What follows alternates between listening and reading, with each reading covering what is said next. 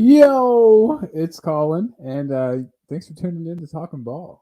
This is Chatting Shit, my favorite show ever, and I'm joined with my regular guest, Mom. What's up? Hey there, what's going on? I've been doing homework all day, and ready for take two of the show, and Okay. just ready to talk some ball with one of Hey, my that ball video guys. open, was that our latest signing from today? I don't think it's been announced yet. I got a hold of that video. I don't want to say what I had to do to get it. I think I would definitely get in some trouble with YouTube if I talked about what I did. But yeah, he's our backup striker, but there's a very good chance that he could even overtake Harry Kane. I think with his skills. Just judging by what I've seen in that video, he looked like he might be the next Lionel Messi. Yeah.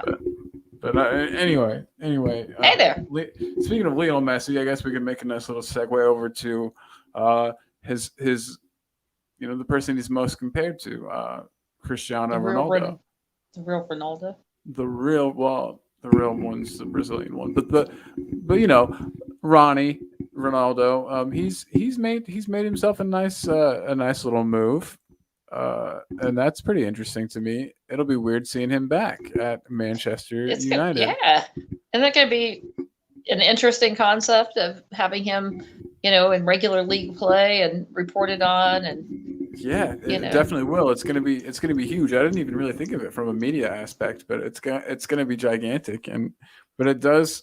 United continue to sign old players on high wages. I mean, they've got Edinson Cavani right now, who's in his 30s. He's like one of their main strikers. Does it seem like they lack imagination? Yeah, you could say that for sure. And then, I mean, they need a really good director of football who can come in and sign a lot of young players and some exciting talent. Paratici. Man, that's so hard to say correctly. But yeah, I mean, they're doing basically the opposite of what we're doing. Mourinho would be loving life there right now because he is the type of manager that wants ready-made stars, and that's what they seem to be doing over there, and it still isn't working for them. I think it's exciting what we're doing. I'm excited for all the young players and the rebuild and the project and all of I think it's exciting. It's an exciting time to be a Tottenham fan. Definitely. A lot of the negativity that I saw on Twitter and from other YouTubers seems to be kind of fading a little bit, which is nice. I don't, I just wish people would just hold off on their negativity for a second, and especially during the off season. I mean, just like cat hair in my mouth. Just let the season get started. They're supposed to wash themselves and give them a bath. You don't have to do it for them. What I do in my own time is my own business.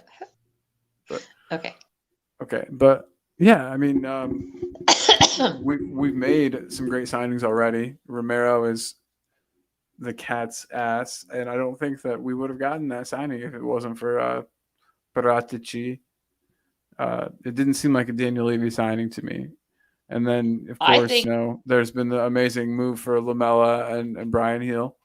And in the game on Wednesday, Hill looked amazing. Pacey. He looked pacey and energetic, and he was always in the creative. Right place. He in the final third, he was one of our best. A little bit tougher, kind of a wiry guy, Definitely, yeah. Well, I think you get that playing on the.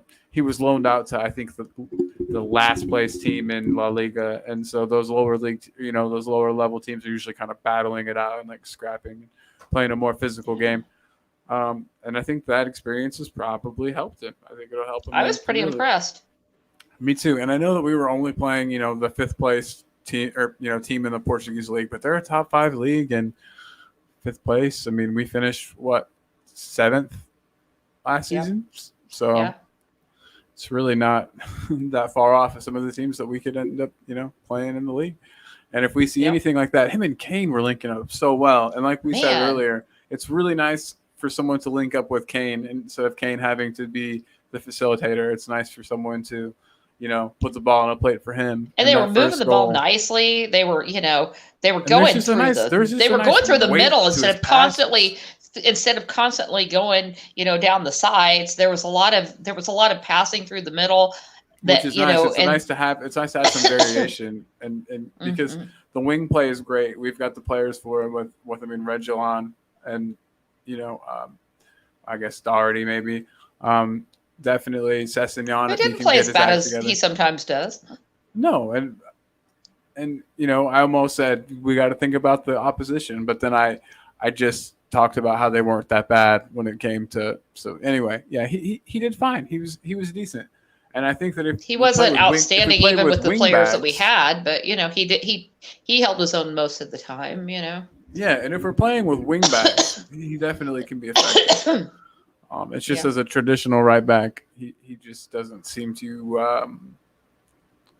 He just lacks the positional awareness to play that position, which is crazy to me because you would think that right back and right wing back wouldn't be that far off. I mean, but anyway, he also doesn't seem to be as tenacious on the ball. He can be bullied off too easily. A little ponderous on the ball, it seems too. I guess so. I mean, it's like he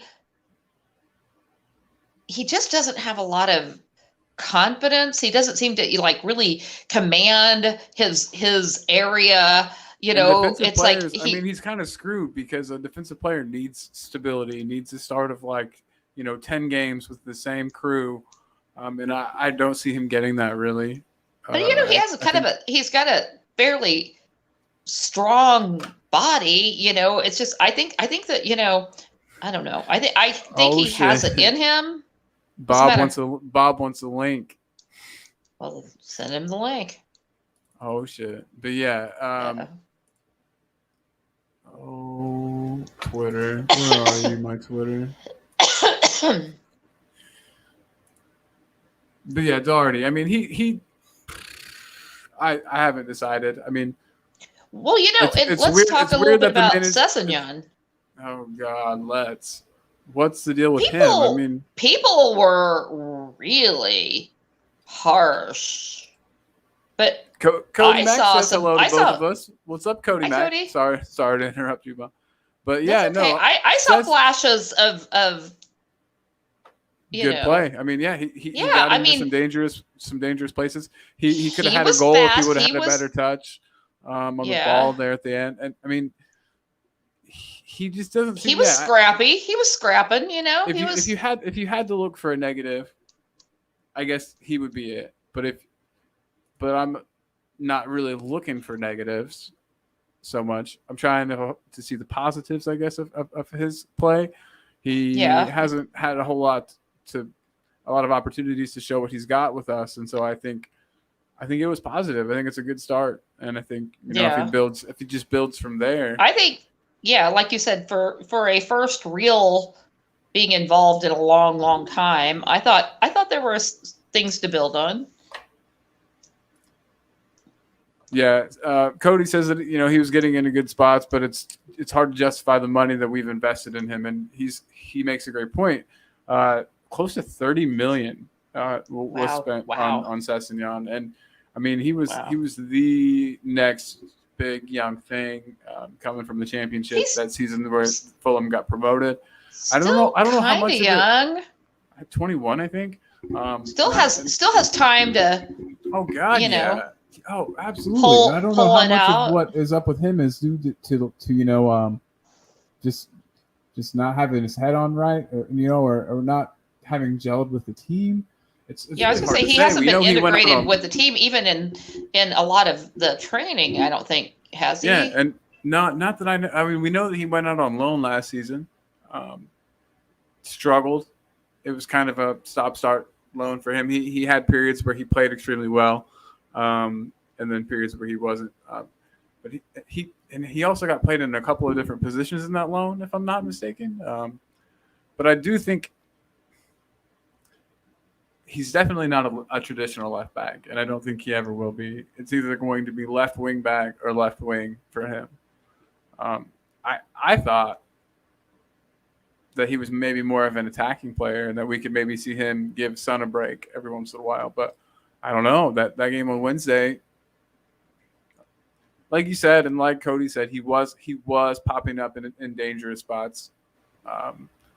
I'm just excited to see more. It's going to take more for me to be able to give like a very. And luckily, accurate... if we stay in this, pony league and a couple of the cup, challenges, maybe we have some ability to put him in some real game, situations, and he can maybe blossom there. Who hope, Yeah.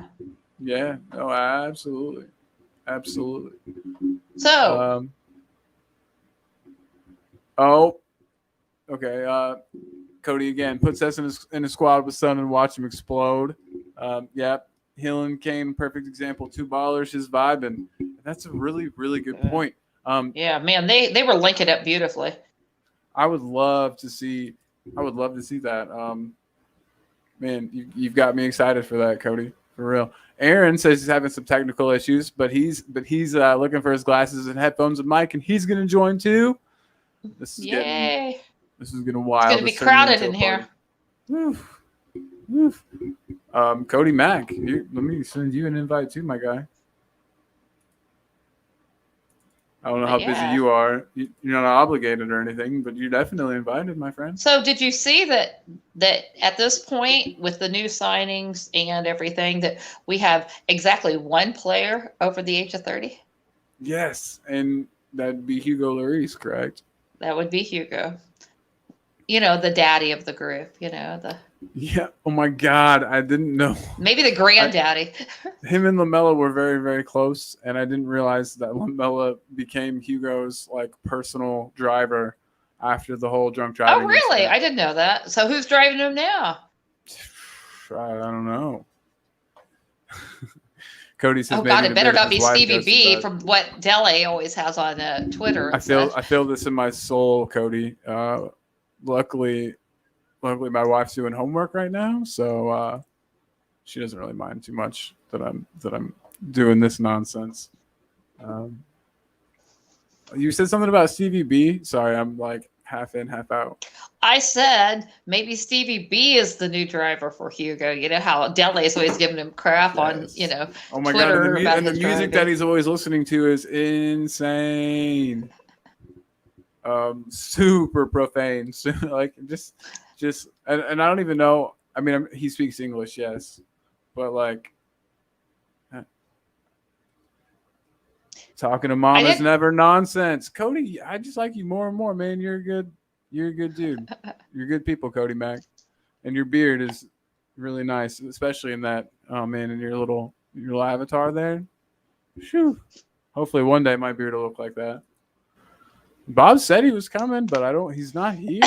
Maybe I sent him the wrong link, but I don't want to inundate him with links. Did I see that in one of the articles today that they were saying that Nuno said that Hill needs to start learning English.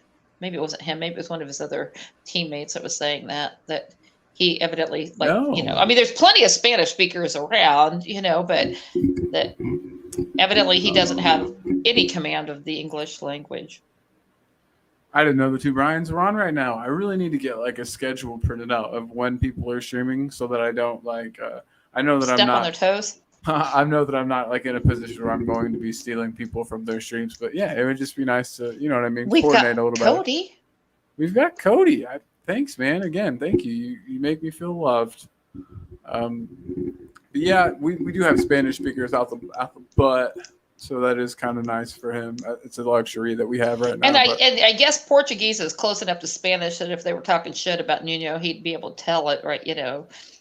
Yeah, very true. I mean, the last thing in the world you want is, a group of, people talking behind the coach's back or, Yeah. And I would think that Nuno probably knows Spanish, but I don't know. That's what I'm saying. And isn't Spanish and Portuguese very, very similar? I mean, they're similar, but I don't think I've had this conversation with someone. I forget who. Well, aren't all sort of Romance languages like based. I mean, I've taken French and a little bit of Spanish, and they're very, very similar. I mean, not in the way that they're pronounced, but in the structure of the words and things. Boy, this has got off topic. Let's go back to talking. Let's go back to chatting shit and talking ball. Chatting shit and talking balls. I didn't say talking balls. I said talking ball. I know. I'm trying to make a joke. I'm 10. But anyways, yeah. So City didn't get Kane, and I think that's hilarious. They didn't get Kane. They didn't get Ronaldo. Pep Guardiola, salty little man, isn't he? He really is. He can't take on Daniel Levy. Maybe people don't like Daniel Levy, but this one time he was our go-to. Yeah, if there's any like nations that are under a salt like shortage, or if like the price of salt is high, they really just ought to have Pep come over and cry right onto their food and stuff. That'd be awesome. Yeah. Oh, my popcorn, Pep, could you? Be awesome. That's a good idea. I'll see if he'll do that. I'd pay pretty good money for Pep tears. Ugh. See in the comments, how much would you pay for a vial of Pep Guardiola's tears? I'd say I would pay 45. I would say not very much, because I'm not a very scarce comedy. He's always crying about something. Yeah, but can you collect them? That's the thing. It's getting your hands on them, getting them into that vial. Okay, and so who are they going to get? They're not getting. Oh, Aaron, here's the link. I'm just going to post it in the comments here. Anybody in the whole world, just come on in. That'd be awesome. Let's just have randos. Let's just do it. And if you want to be really mean, I don't even care. Call us names. No, that sounded like. Remember back when you were little and you used to join those chat rooms and you never knew who was going to, you were going to be paired up with, or who was going to be there? Yeah, you can do that, but with YouTube. The internet used to be a scary place for kiddos. Now it's not. Now it's great. Now you can come talk Tottenham on Talking Ball, the best YouTube channel ever. But yeah, I haven't really said anything for the past 5 minutes, but they're not getting Kane, and I don't know who they're going to get. Ronaldo was their whole backup plan. I mean, I thought for sure that was what was going down. I mean, that changed course in 24 hours in a big way. And United fans sure changed their tune too. From were they talking crap about him? He's a fucking snake. You know what I mean? Like we wouldn't have wanted him back anyway. He's not good enough. And then he, went and the things turned around and he's joining them, and Oh, he's loved us forever. Right. Exactly. But I mean, I get it. Whenever Gareth Bale came back, remember how happy we all were? Sure. Oh, yeah. And honest to God, to this day, if Real decided that they had to sell him and we bought him, as long as we didn't pay a shit ton of money, I'd be down for that all over again. Yeah. No. Hey, Aaron, I'm sending you a message directly on Twitter too. Just make sure you got this. Boom.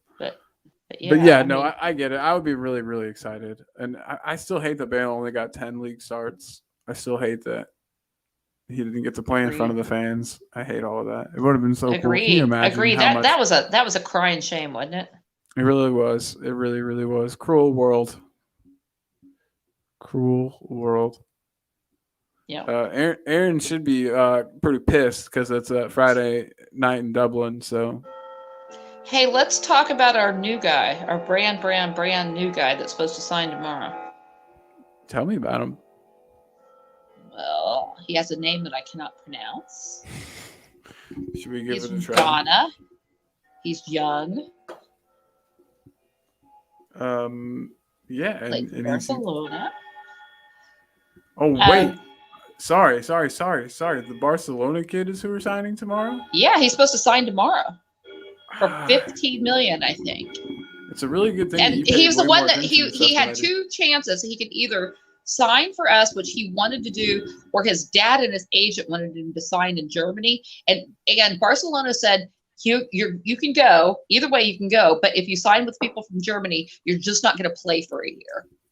Did you hear about that? Yeah, I did, but I didn't know that a decision was made or yeah. Well, I saw it on Reddit, and whether it will actually come to pass or not. Supposedly, he's signing with us tomorrow. Is he 19? I believe he's 19.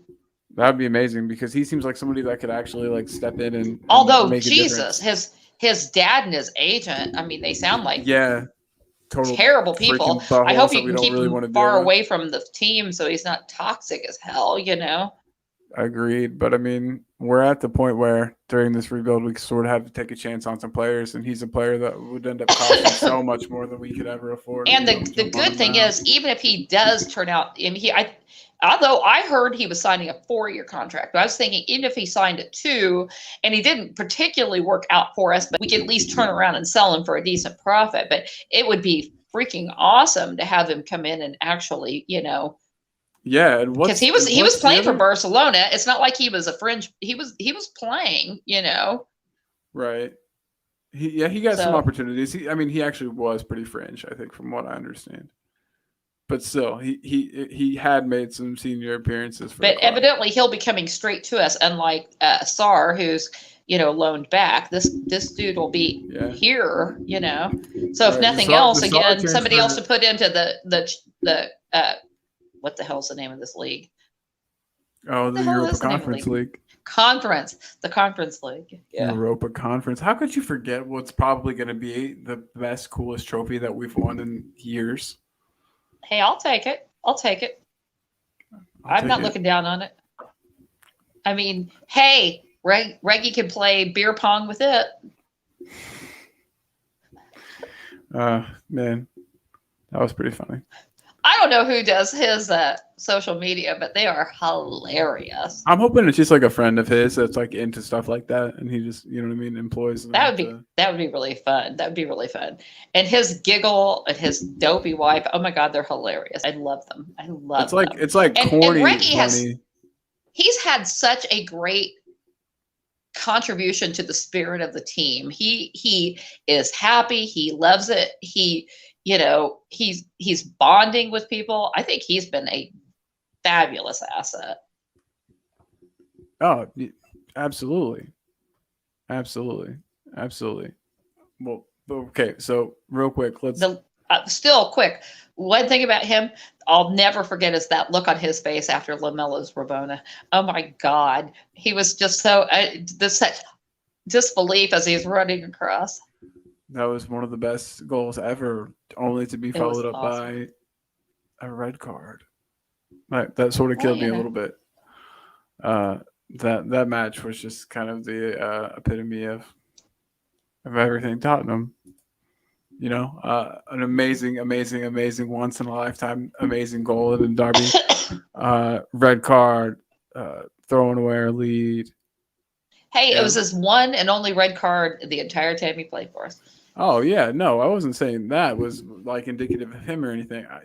I'm just saying, of course that happened. We couldn't have had just the win and the great goal. There had to be some like failure and attached to it. Aaron, you don't have to be really sorry, man. Don't worry. Aaron's having some problems with his internet, but he's gonna figure it out or trying to figure it out. And hope you get on, buddy. And if not, we'll just have you on next time, man. Thanks for being here. You're a good person. We appreciate you. Sometimes the gods of the interweb are just not kind. I work. I'm going to school for networking, and it's still not the easiest thing in the world to get right. Lamelo microcosm, the great goal followed by the anonymous, great goal. We've distilled it down to one game. His entire career distilled to one game. That second yellow was weak. I don't know what the deal was there.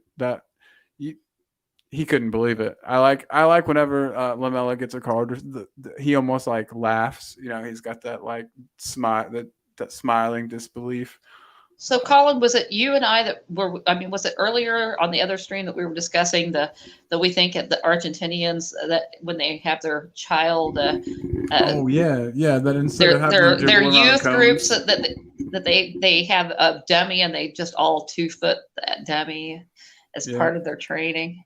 Yep. I love that. So they say the ref's looking over here. You 2-foot that dummy, and they show him where to hit. He's on the ground. Step on his hand. Yeah, and look away. What? Oh, oops! I didn't even see your hand there. It's perfect. Thinking about Sissoko leaving, I'll never. God, noble picture. Oh my God. Right. Cody also points out that he scored 3 goals in 90 minutes at Sevilla after scoring 17 Premier League goals in over 9,000 minutes for Spurs. You couldn't write it, he says. And, man, he's not wrong. But I'm really happy for him, like super happy for him. It's so great. I was kind of sad that he had to be sort of convinced to leave in the whole heel deal. But yeah, because I kind of feel like he would have been happy to finish off his career with us. Same, man. He loves the badge, but it's so good to see him successful. God, it's great. Yeah, he deserves it for real. And get some accolades and some real fans. Brian Daigle says, "Good evening, Colin and Supermom. How are you both?" Oh, well, I'm awesome. I'm better now that you're here. Ha. Brian, good to have you, buddy. Yeah, I've been doing homework all day, so it's really, really awesome not to be doing that. And yeah, also talking Spurs is always fun, especially with all my friends. Ricky Villa, Tottenham Hotspur Football Club. Morning, all. Good morning to you, my friend. Good day, mate. Very nice to have you here. Please like and sub if you haven't, everyone. I know you guys will probably already all have because you're great, but love you guys, and I just want to know you love me back. Thoughts on Sissoko's departure? Yes. Yay. It's time. He has to go. It's time. But there's a part of me. It's just a little sad. But I feel that way. I think it's the mom in me. I think I think of them as like, I think if the kit family. Man left, you would be sad. Pardon me? I said if the kit man left, you'd be sad. We got somebody else to be chirpy. You'd be like, what? Yeah, Brian, we heard that you had your show. How did it go? I hope everything went really good. I'm really sorry that I wasn't there watching. I'm a bad friend, but thank you for being here. You're a good friend. Cody said, yeah, you are a good friend, Mr. Daigle. And if you want to hop on, links up there. I'll even throw it in again. Whoop. There's the link. And hey, Ricky wants to point out these players really are like the age of that would be the age of my child. So there is a reason I can be like that, I'm still sad about Chadley. What can I say?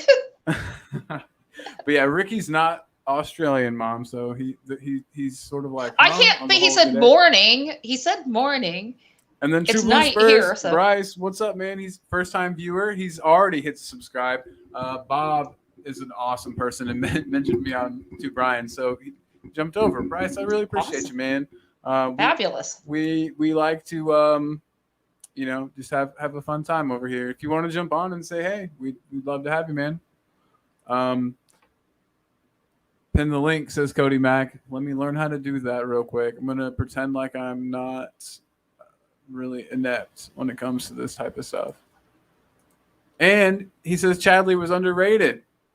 God, Chadley was definitely underrated. I'm loving you more and more and more, Cody. How is it even possible? I can't. My wife's in the other room, but I hope she doesn't hear how much I love you. Chadley was brilliant. And we got another special guest in the house. Yay. Aaron, can you hear us, buddy? I can hear you. Can you hear me? Oh, perfect. Yeah, perfect, man. Okay. Oh, my camera's off. Oh well, sure. Probably just as well, because I'm sweating after the Korean dinner I just ate at one, way too spicy.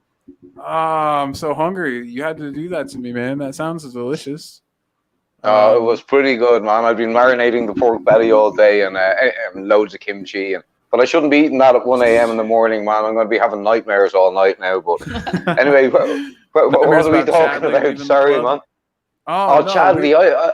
I like Chadley. He was an impact player. He'd come off the bench sometimes and he'd do well. I admired him. We had a bunch of Belgians brought at a the time. spark. We had the 4 Bel. Sorry, what about Aaron? No, I was just gonna say he almost had like a Ronaldo-esque-ness to his game, the way that he would cut in and have those curling shots. He was True Blue Spurs says that he scored some big game goals. I completely agree. He had that knack for coming in and then cutting in off the left and curling one in. He was awesome. He was a bit of an enigma, you know. He wasn't the consistent kind, a bit of a Lamella, but slightly better, I think, in some ways. But didn't we have 4 Belgians at that time? We had Dembele, Jan, Toby, and Chadli, I think, all at the same time. I might be wrong, but I think we had 4 Belgians. Yeah, no, you're right. We had quite a few. And they were all regular starters for the Belgian team, that was their, as they call them, the golden generation as well. But could I just say good day, mate, to Bryce? He's down under in Australia. Oh, okay. So we do have an Aussie here. So you've Bryce, got an Aussie, yeah. Well, again, Bryce, Colin, thank you so much for being here. Colin, you and I, when we would watch those games, when we were both a bit younger, and when the game would get kind of stagnant, you and I would be chanting Chadli, Chadli, Chadli. They'd bring him in, and we'd be. Ah! He was just so much fun, and I feel like he was a bit underrated, and I don't know. I like a plucky. I mean, he wasn't always great, but whenever he was on, it was very Lamella-esque. Yeah, but just that spark that you can bring in. Sorry, do you mind if I just answer Cody's question there? Yeah. Magic Johnson fans. It's I don't know if you guys know who Galaxy Universe is, but if you don't, you got to watch him. He's man, he's a dime a dozen when it comes for laughs. He's mad effort.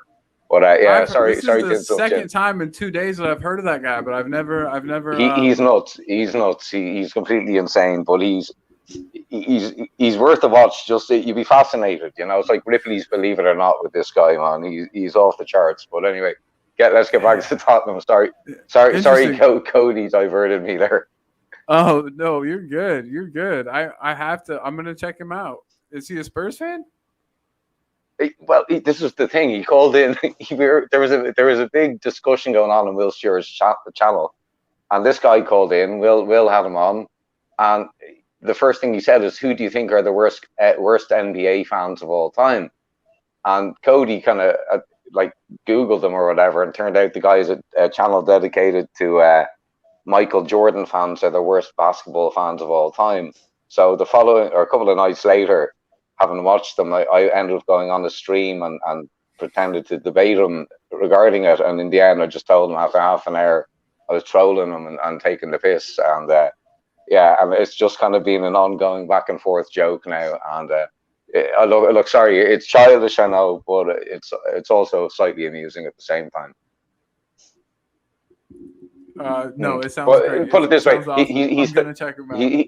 He's the Pep Guardiola of basketball fans, I think. I don't know. He's gotten tons. Well, he's gotten tons of just publicity on Spurs streams lately. Hopefully his subscribers just go through the roof. Everyone subscribed to that guy too. He sounds like he needs the attention, just like we all do. I'm blocked now, so the following day, I tried to set up another account pretending to be an Australian guy with a mullet and had a photo and everything, and unfortunately I didn't get on the following night. I'm pretty good at doing an Aussie accent, having lived there for 5 years, but I didn't manage to get on. But look, I'm taking you off topic as usual here. No, and so is Cody. Man. Blame Cody for this. Will you look at him in the comments there? He's sidetracking me. Holy shit! There's Mama's Ding Dong Do going again. Subs. Yeah. Jesus Christ! I think I've got. He's the most insulting person you'll ever meet in your life. He's the most insulting person. You're not insulting, Colin. You're too nice. See, that's my thing. I'm just too friendly. Yeah, you're gonna have to be more rude, man. That's not me, but I'll try. Well, let's talk about Guardiola, and let's hear you getting nasty there, man. Get a bit rude. Yeah, fuck that guy, man. Give me his budget, and I'll win the Champions League this year. It's a disgrace. It's a disgrace with the money spent that he can't get that Champions League trophy. I would be really embarrassed for him. But come on, isn't it kind of poetic justice at the same time, though? I mean, for all of us who don't want the money club to win. The fact that PSG and Man City, you know, they're. Oh, did PSG win it last year? Am I? No, it was Chelsea. It was Chelsea. Yeah. It was Chelsea. Yeah, unfortunately. Yeah, well, but come on, it's better than PSG or Man City winning. As much as I don't like Chelsea. You make a good point. I just hate Chelsea so much. I know, but it's rare that I make a good point, Colin. No, you make good pints. Oh. That's probably true. In fact, you just reminded me, time to take a sip. There you go. It's almost always time to take a sip, really. When's it not? Well, in Ireland it is. Oh, hey, careful. You've got a guy in the comments there who's a little bit on the... I'll DM you. Okay, anyway, let's go. Well, okay, so just one thing real quick. Bryce brought up that Chadley goal that he scored against the Scum and that shushing celebration. And he got booked for that. Do you guys remember that? He got booked for as simple as shushing the crowd. I don't know. It made me. I was like, I can't remember who was officiating that game, but I was pissed. I was like, that's the weakest yellow card ever, but worth it because fuck Arsenal. But yeah, Chadley was great. I think that he gets slayed. I think people talk about that bail money being wasted, but I think he was one of the ones that I think he was a good. Didn't we get Eric 11, 12? Yeah, we got Ericsson and Lamella out of that as well. So, I mean, I'm pretty sure that they're part of that. Well, I mean, we got Kirikesh and a couple of other duds. Is it bad that I loved watching Kirikesh play? Like, I hated it. It probably took a year off my life. But he was just such a freaking maniac. That Romanian psycho. Like, I don't know. He was the captain of Romania when he was like 20, 21 years old or something. That they rated him. And weirdly technical for a center back. Yeah. I just remember one time he was facing goal. Ball was coming to him. He's facing our goal. A defender was running up on him, and he flicked the ball up and over his head and turned around, and I don't know, just made that guy look like a complete idiot. The dude was like sprinting up on him, and he just casually flicked the ball up and over the both of them and turned around, and it was insane. But yeah, speaking of other players that were also back in the day. Sorry, Colin, I'm just in the process of typing you a DM there on Twitter. Oh, okay, yeah. Let me check that. So if I lose concentration for a second, just give me a break, yeah? You got it. Absolutely. Boom. Also, thank you for the heads up, Cody. I appreciate you, man. But yeah, speaking of Spurs players that were that need some love, or ex players, I loved me some Roberto Soldado. Goddamn, was he frustrating? But you just couldn't not love that guy. Bryce, my Twitter handle is Talk and Ball 1, just like the number 1. Talk and Ball 1. And yeah, definitely add me on Twitter, and I'll follow you back, and might be best friends after this. Who knows? Did we just become best friends? Yep. But yeah, true. The whole Romero booking yesterday. Bryce was just talking about how it doesn't take much to get booked these days, and the Romero booking yesterday was a fucking farce. But anyway, I'm trying to be a little more. Yeah, Aaron, thank you for your message as well. Did you get that? Yeah. Yeah. And Cody said the same thing. I had no idea that he. Yeah, no, he's been. David kicked him off, and I was moderating on Wills, and yeah. See, and I was looking, but I was only really looking for the people that I knew and liked, and I didn't really see what he was saying. So thank you guys for pointing that out. Yeah, no worries. So you had to tell David as well last night, but yeah. Anyway, no worries, man. He's subtle, but eventually he kind of gets a bit more severe. But anyway, sure. Back to the football talk. Back to the footy. Oh my gosh, we got Will Stewart in the chat too. This is crazy. Everybody's here. Ricky, if you're ready to come on, give me a thumbs up. I saw you down there for a second. Maybe if you want to go no camera, it's all good. But yeah, I just don't want to put you on before you're ready, man. But yeah, so back to the footy. What do you guys think? Are you worried about Ronaldo at United? I don't think that he's going to make them like significantly better or anything.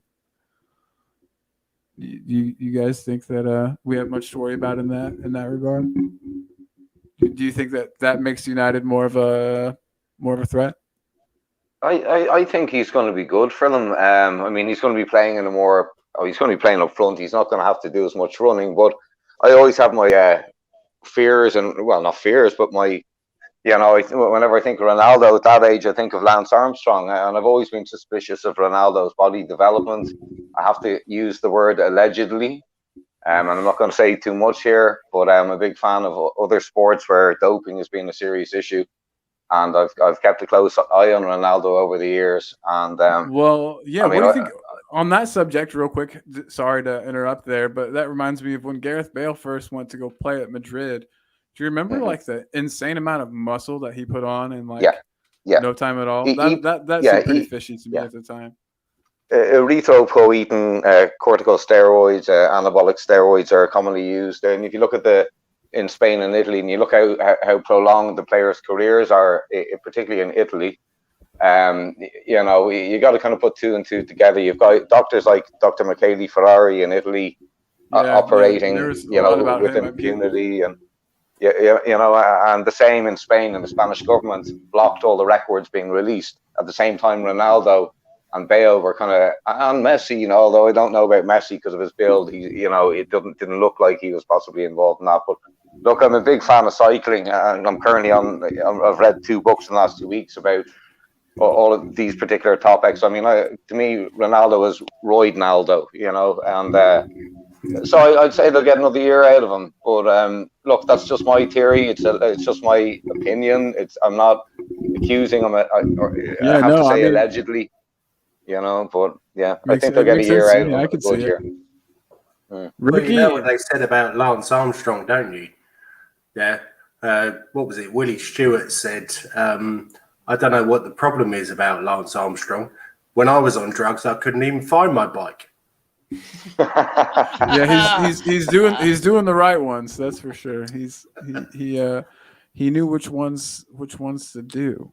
Yeah, I don't know how much of a problem. I've thought about that, and I know that Juventus team, I think, had a really big scandal, right, Aaron? Wasn't it? Yeah, that's right. Yeah, and also the German. There was Edgar Davids. I mean, Jaap Stam. There's been numerous players, but it's always covered up in football, And of course, in England, everyone thinks, oh, well, it doesn't happen in England.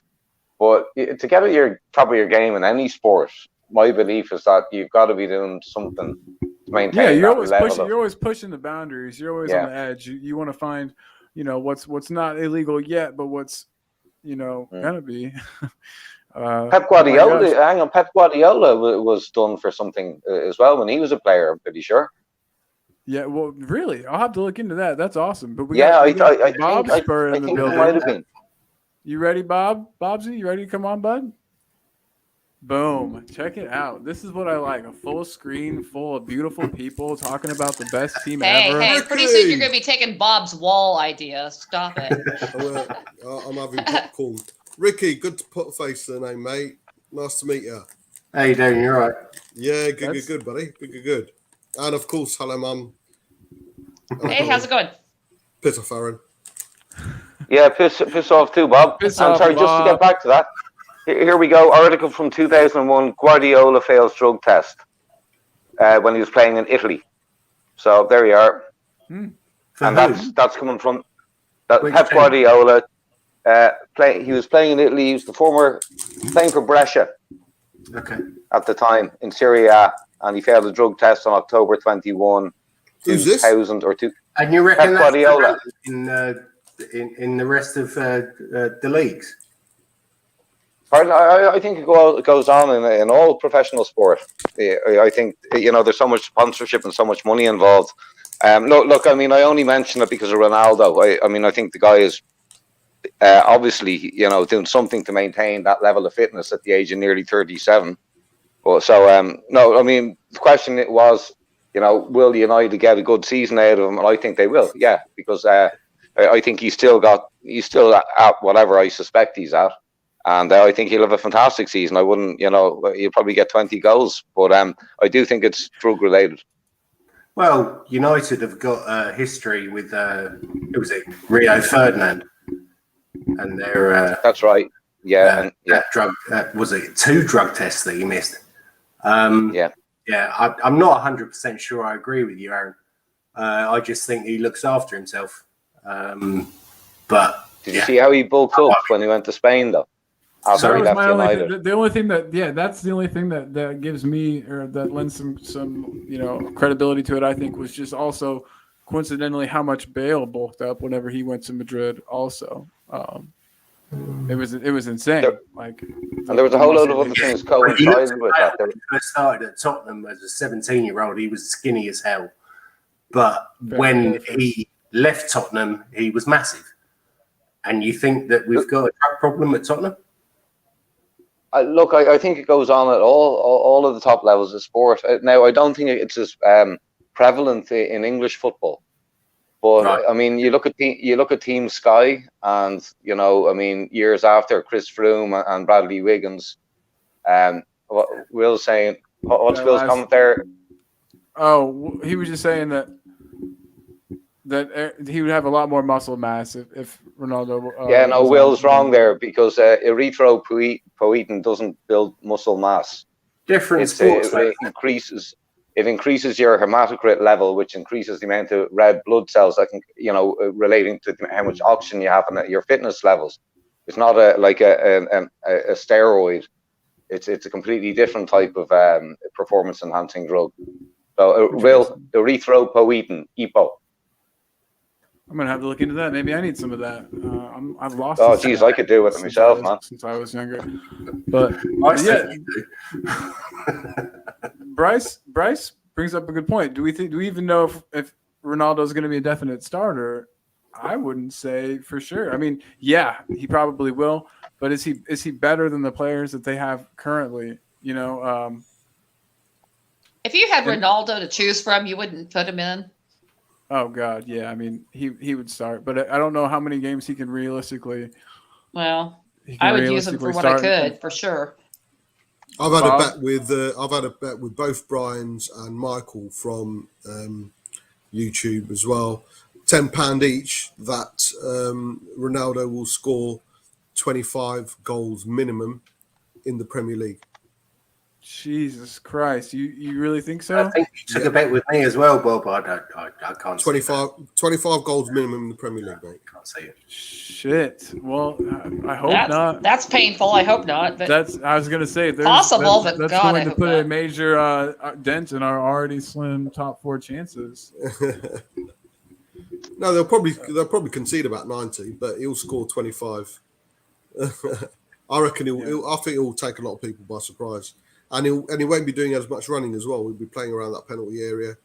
You got Sancho coming in. And I mean, Bale was still so useful, and Ronaldo is clearly a better player. There's more there, clearly. So I mean, you will get 25 goals with Sancho from one wing, the likes of Greenwood, Rashford on the other, supplying him constantly. You got Bruno behind him, Pogba looking good as well.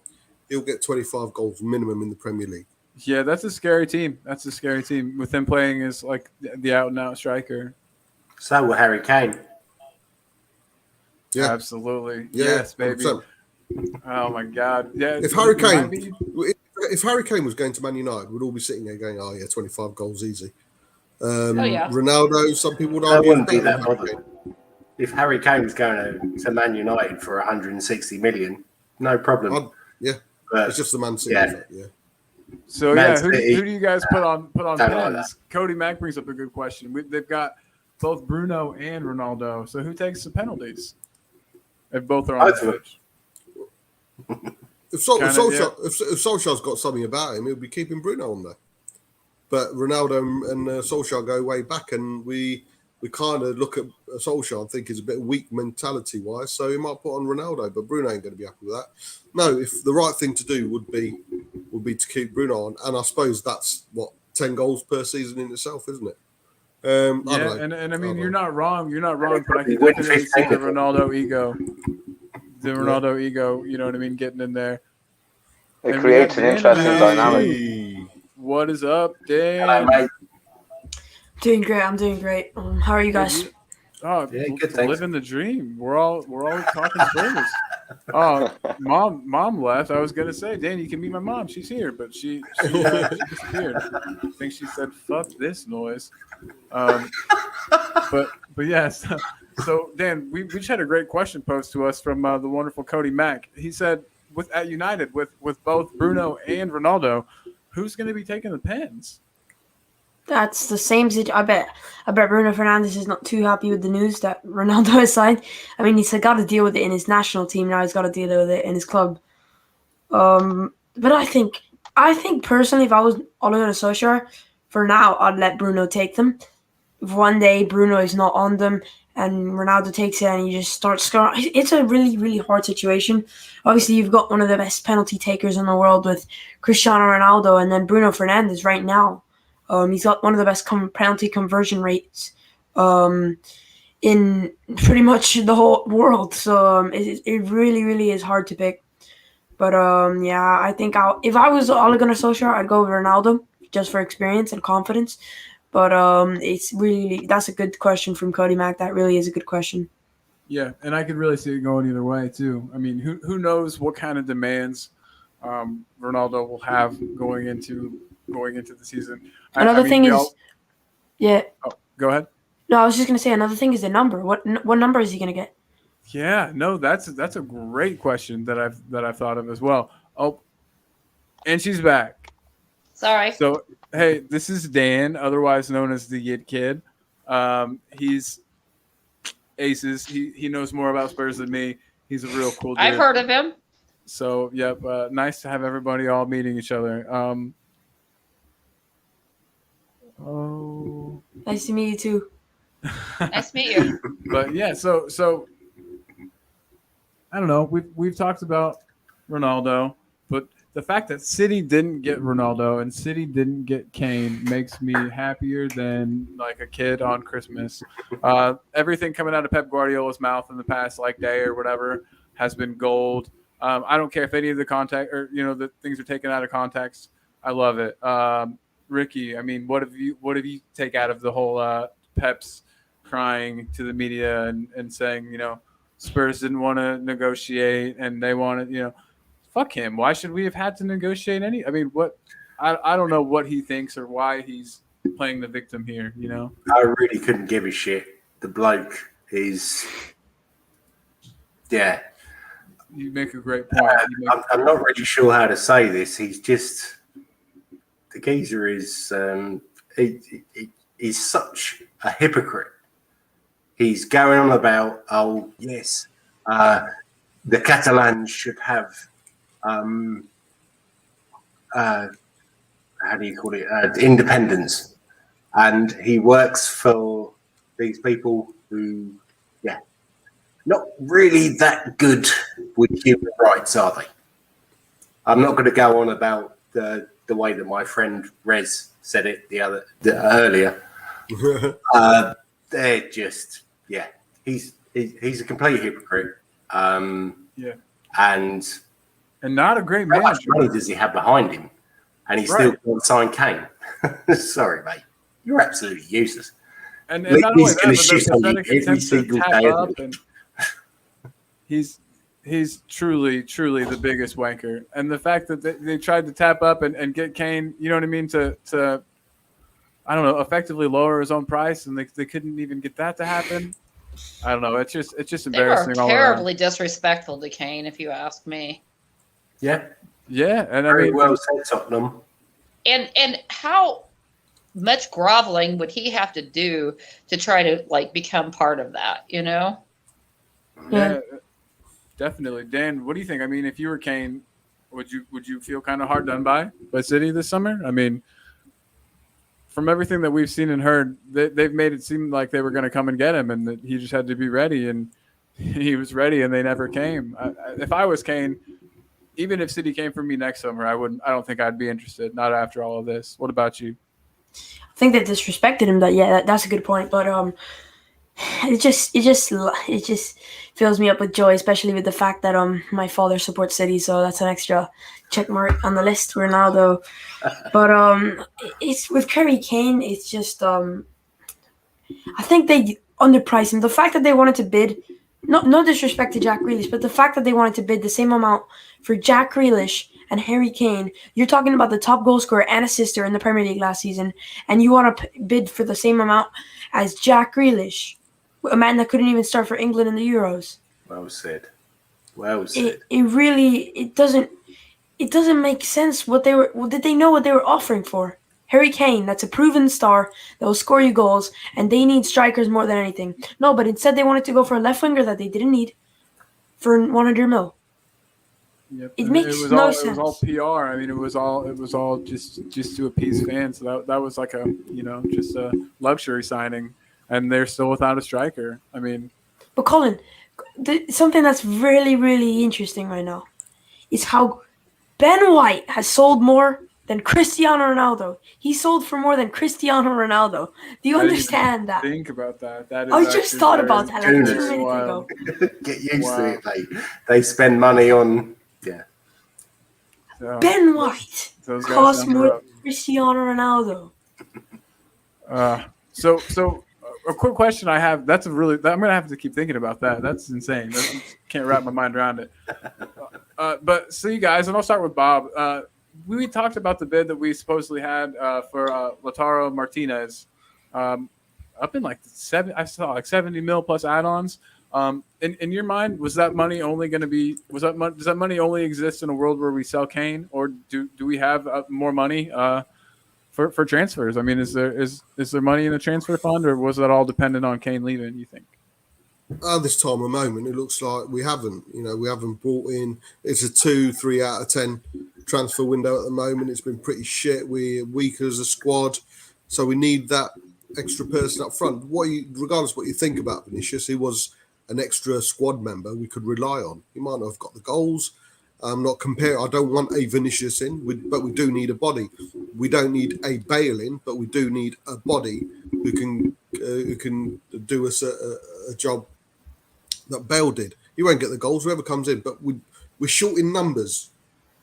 Quality-wise, of course we're short. But again, as we always have, we're towards the end of the football window, and we're relying on bargain basement deals because we're happy to take anyone in. Whereas we've gone from being linked to the likes of Messi, Ronaldo, and all sorts. Obviously, they weren't going to come to fruition, but we're just left with whoever it be, and it's come to a point now where quantity will take over quality, and we'll be happy to take anyone in. With regards to Guardiola, or Fraudiola, like I like to call him, I just want to talk about what a dickhead he is.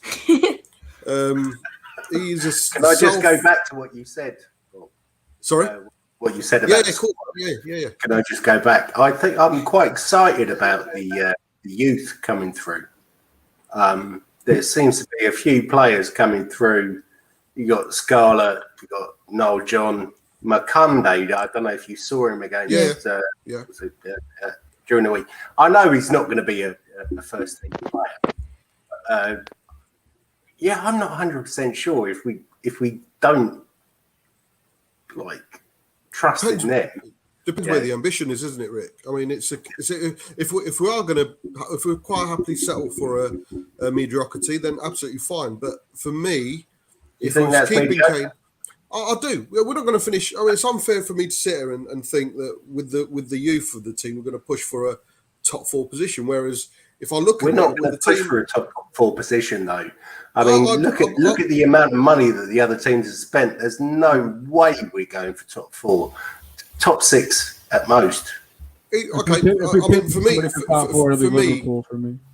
No, for me, it's one of those. For me, we've got more of a chance with a Kane in the squad, with a Lloris, Reguilon, Højbjerg, Sonny, Harry Kane. Who else? I mentioned Romero, Tanganga. We've got these, and if you're telling me these 7 players in particular aren't top 4 players, Tanganga maybe not, but certainly the rest of them, then I'd argue that with the right signatures that we could have made, I think it's too late now, but with the right signatures that we could have made, Romero deal was, I love that. I've been going on about him since October, but it's proved not irrelevant, but we haven't kicked on from it. A Kane, we've managed to keep him. We need to kick on from that. We've got the best We're never going to kick on, though. Playing. You know we got that German. I know, but apparently we brought Don Paratici to change all that. And like I say, that's why my issue isn't against a Don Paratici or a Paratici or a Don. That my issue is still that Levy still signs the checks. And if we are still going to rebuild, mate, we've been rebuilding for fucking 20 years. I don't want to rebuild. I want to build. That's what I want. I want to build, and we've not been able to do that.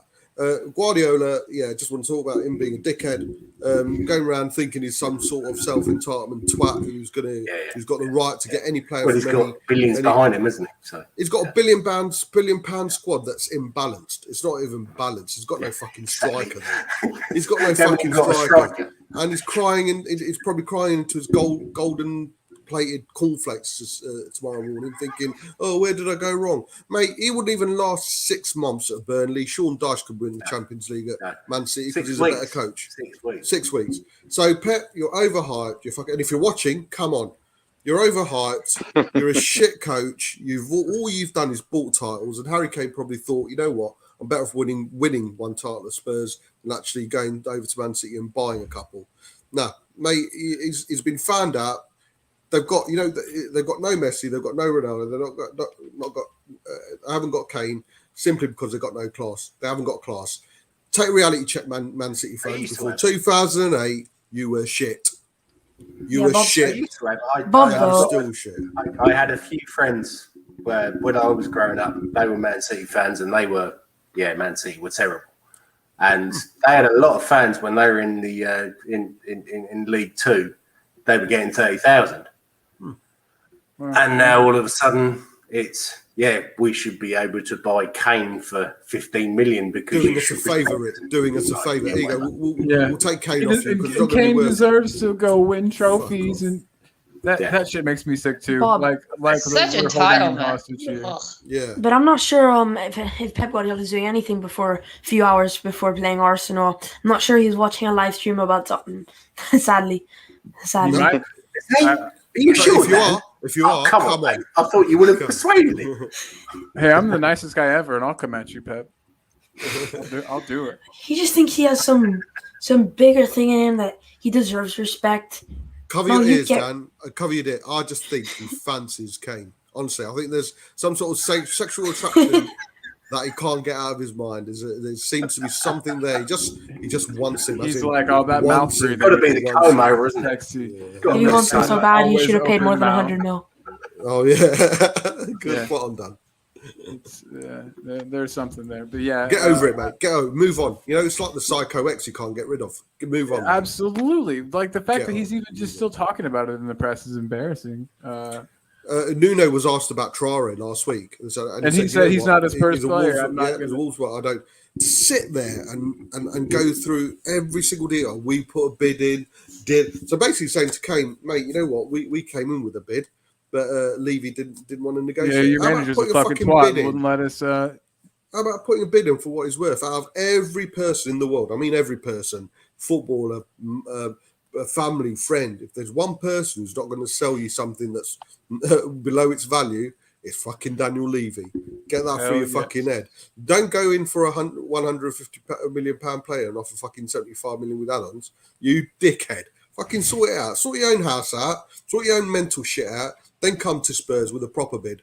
But it's too late now. So with all due respect, Pat, fuck off. Agreed. More than you could possibly know. I've just been so irritated by this entire saga. And then Kane does the Kane thing and gets a brace, on his first game back. I mean, not his first game back, but his first start, I guess, since the saga. And we all knew he would. He's going to get back to his goal scoring ways, and things will be merry. I mean, But then I guess we got to talk about this new contract or the contract situation that may or may not be going on. Obviously, if Daniel Levy's a smart man at all, he's trying to negotiate a new contract with Kane now. I don't know. Do you think there's going to be a release clause? If there is a new contract, do you think that Levy's going to allow a release clause? Is that even a thing that's legal to do in the Premier League? I know that's illegal in some places. And also, do you think Kane deserves this 400,000 a week that he's asking for? Ricky? Depends if he gets us back into the Champions League. Right, and if he commits, I think if he committed for like a decent amount of time, then sure, yeah, you can have a pay raise. Yeah, I don't know. I'm still not 100% sure that it's 100% Harry Kane who's been the one who is, I want to move away. I want to move. I want to do this. I want to do that. I don't know if it's his chairman, his brother, agent. His brother. I can't say I ever believe anything that I read in the press. So, yeah. Yeah, no, you're making sense. I have a feeling that he'll be here for another couple of years. I really hope you're right. I mean, I'm never right. I apologize now. He's a self-proclaimed Spurs fan, and I mean, if that means anything, it should. He wore an Arsenal shirt when he was 8 years old. So, yeah, I could forgive him. I probably wore some dumb fucking shit, Yeah, I've done dumb stuff when I was 8 years old. See, and there were just no pictures of it, thankfully, whenever I was 8. But yeah, Mom, you better sort him out. Yeah, Mom, did you make sure that I was out of trouble? Did you keep me out of trouble? We're talking about getting into trouble, doing dumb things when we were 8. So they were saying that you better have sorted me out. Do what? Oh, nothing. We're just talking about being rowdy 8-year-olds, and they were saying that you better have sorted me out. What was Colin like at 8 years old? He was a rowdy 28-year-old, let alone a little rowdy 8-year-old.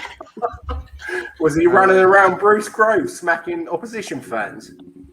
He was kind of a mean player, man. I mean, he was vicious. One time, he disagrees that he said this, but one time he told a girl on the other team, wasn't the girl something about I swear to effing God, I'm going to kill you was actually the phrase. And I actually went over and told his coach to pull him out of the game. I was like, no. But yeah, he was a vicious little player. And he was really big for his age. Kids would run up against him and just fall down, But and this was when he was 28.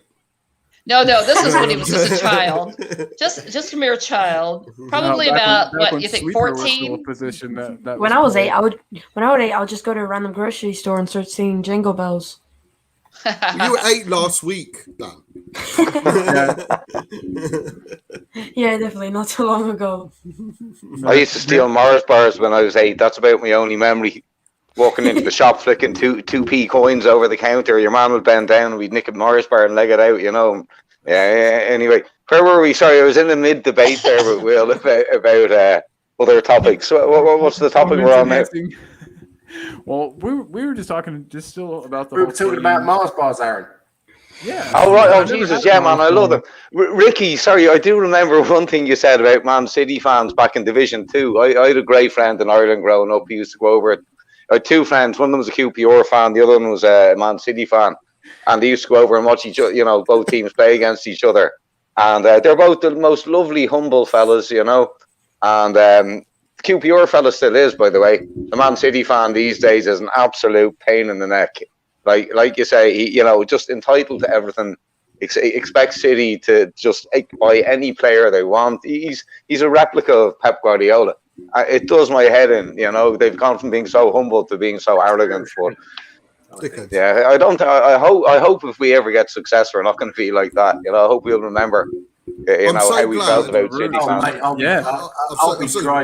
I'll be driving down Mayfair with my Tottenham flag behind me. I'm so glad. I'm so glad Ronaldo's gone to Man City than Man United. Honestly, it's one thing that Man United have always. We could banter all of them, but one thing they've always had is a bit of class. I'd rather be the next Man United than the next Man City. Always, when it comes to trophy. So we never really had that much trouble with Man United either. But Man City, Gordon, Bennett. We'll look up to Man United. Let's be honest. Regardless of all the banter, the 6-1 everything, we still look up. We still look up to Man United. We would like to be like. Remember that 4-2 they're pretty sustainably run. They're one of the biggest clubs in the world, and they've done it the right way. What was that, Rick? Sorry, mate. Sorry, Ricky. You said something about Main Road. I accidentally cut you off, man. I said, do you remember when we beat them 4-2 up at Main Road when they invaded the pitch? Yeah. They came down the away end. That was a bit lively, and it was a bit lively back at White Hart Lane as well. Yeah. You know something showing them, wasn't it? Yeah. You know something that I find interesting. I know a few Manchester United fans, and I had a little bit of chat about them. And my question to them was if what the Glazers did for the Super League, and now this Cristiano Ronaldo signing, did the Cristiano Ronaldo signing make up for the Super League? And they still think no. No, it's not, because it's the way they're spending it, Dan. They it's all very well bringing these players in, but they're not investing the money. They're just building up debt. So as much as they're happy with the players that they're bringing in, the Pogba, Bruno, they're basically generating debt, and they're not putting their own money in. They're just getting loan after loan.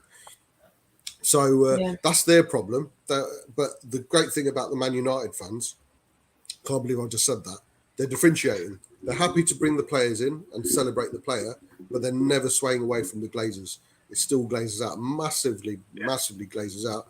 But, that's why it's kind of a hypocritical kind of situation, because you want to welcome the big players in, but then again, they shouldn't have to accept the fact that they are constantly building up this debt by doing so. It's not like the Glazers don't have any money, and they are investing it in their own. And massive debt signing aging players. It's not even like they're getting assets that are going to appreciate in value. They're just getting these depreciating assets. Cavani and Ronaldo. I mean, Cavani was a free, but his wages have to be high. It's they don't make good decisions with their money. It would be one thing if they were taking these loans and making good buys and had like a good model of buying promising players and then selling them on or something. You know what I mean? But you got all the merchandise. The talk is that before the transfer window shuts, half of the £25 million will be made up already. Well, Bob, with sponsorship, with merchandise, shirt sales, everything, image rights, half of that £25 million will be made up within the next 2-3 days. It's funny though that I believe you're talking. Yeah, it's funny though that you're talking about Manchester United fans having some class. 2 hours before they signed Cristiano Ronaldo, they were burning their old Cristiano Ronaldo jerseys with their name on the back. Fickle, man. Yeah. But Liverpool fans were burning Steven Gerrard's jersey as well. But Spurs fans are the same. There were many Spurs fans out there saying, Harry Kane, you fucking all this. I was goals. I'd never burn a jersey, though. Never burn a jersey. Even Sol Campbell. Sol Campbell deserves to be burnt, not his jersey. Yeah, I met him at Wimbledon one year, and my girlfriend was putting me away while I was calling him Judas. So. But you know that 4-2 win away from home? I'm going to go back here. Aaron, you might remember. The 4-2 away, it was a week or a few days after we lost 6-0 at Sheffield United. Do you remember that? It was a Wednesday night. Give us the what year was it? 92. We lost 6-0, or 92-93 season. And we lost 6-0 in midweek, and we're going to Main Road. We're like, no, and we went 1-0 down by an Allen, I think it was, who scored after about 10 minutes, and we're like, here we go. And to be fair, Naeem and Sheringham turned it all round, man. It wasn't like goal that Naeem scored from the halfway line, was it? No, that was for Europe. I was a 1-year-old at this point. Unfortunately, in Ireland, we didn't have regular viewing of football. Yeah. None of it. Like we only got the semi-final and the final. We only got the UEFA Cup semi-final and final. So a lot of my memories were from newspapers or listening to it on BBC Radio and stuff like that.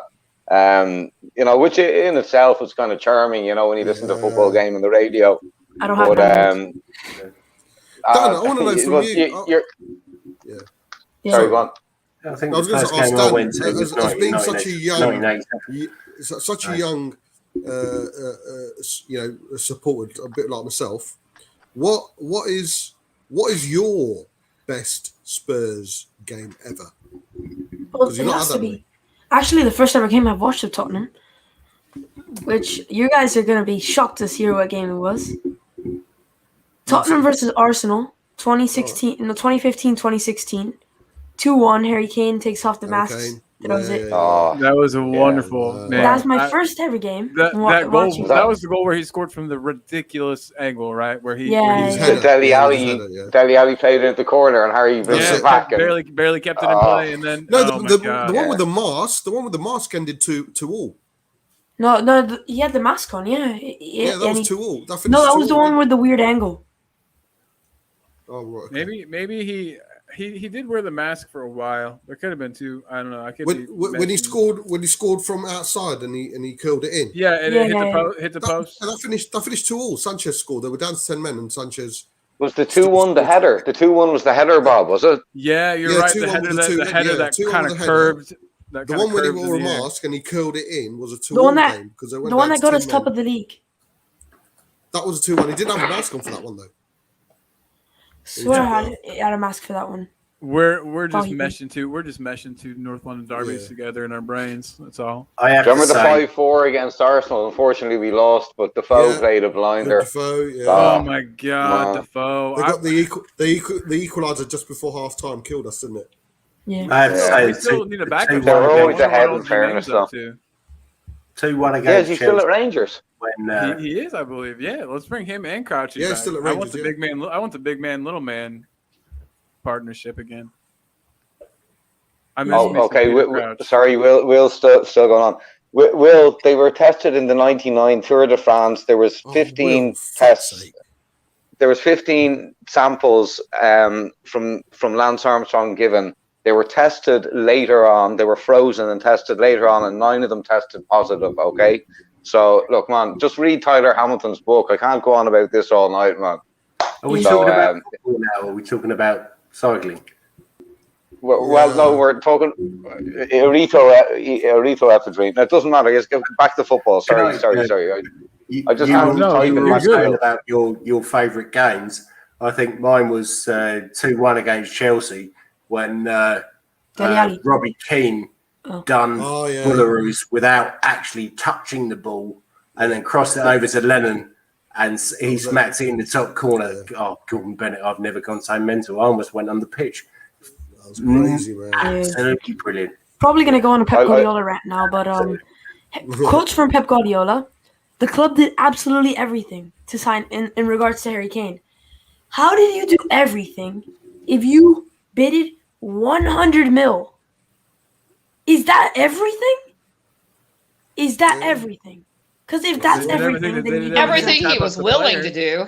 He didn't do everything. 100 mil and a packet of pork scratchings, mate. Remember when tapping up was something that got you in trouble? And haven't they been doing nothing but tapping up this entire time? Oh my gosh. Bum, bum, bum. We have another member of the panel.